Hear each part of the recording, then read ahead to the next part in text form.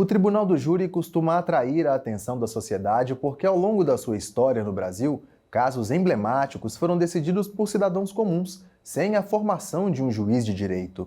E nós vamos saber um pouquinho mais sobre esse tradicional rito jurídico com o juiz Ricardo Sávio de Oliveira, do Primeiro Tribunal do Júri de Belo Horizonte. Seja muito bem-vindo, doutor Ricardo. Eu que agradeço o convite, é uma honra estar aqui e poder compartilhar com vocês um pouquinho da nossa história dos tribunais do júri. O senhor mencionou o termo história, é uma coisa que nem todo mundo conhece. O Tribunal do Júri começou no Brasil, é um modelo adotado de outro país? Como é que essa história começou com os brasileiros? Os tribunais de júri, eles existem ao longo da história pelo mundo afora.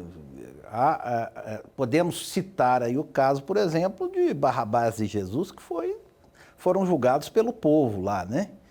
Então, não é uma coisa recente, nem é uma coisa exclusiva do Brasil.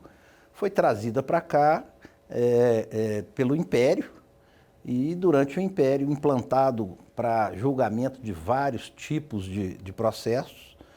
E hoje foi afunilando, né, e restou com o julgamento de crimes dolosos contra a vida, tais como homicídios, instigação a suicídio, aborto, dentre outros.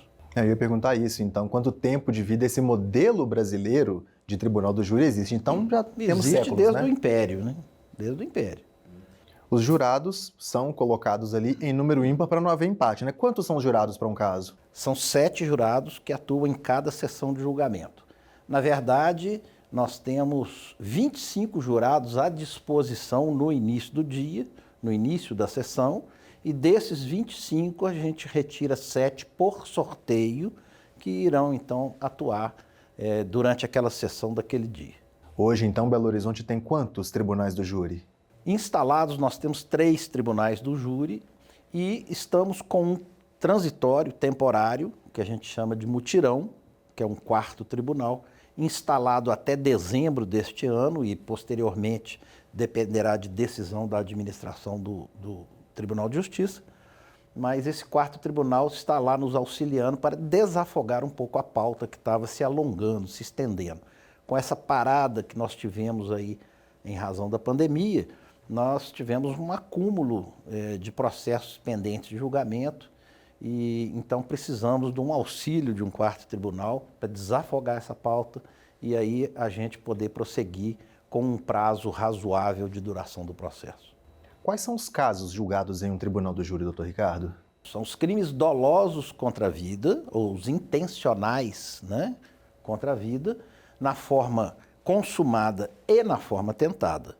Né? Nós temos aí o homicídio com a sua tentativa também, nós temos o aborto, nós temos a instigação ao suicídio, de forma que, tanto na forma tentada quanto na forma consumada, a gente remete para o Tribunal do Júri. Então qualquer pessoa pode se inscrever para ser jurado? Ou, por exemplo, um servidor do próprio Tribunal de Justiça está proibido? Como é que isso funciona? Não, existem alguns cidadãos que são dispensados, né, de atuar nos tribunais do júri, como os policiais, por exemplo.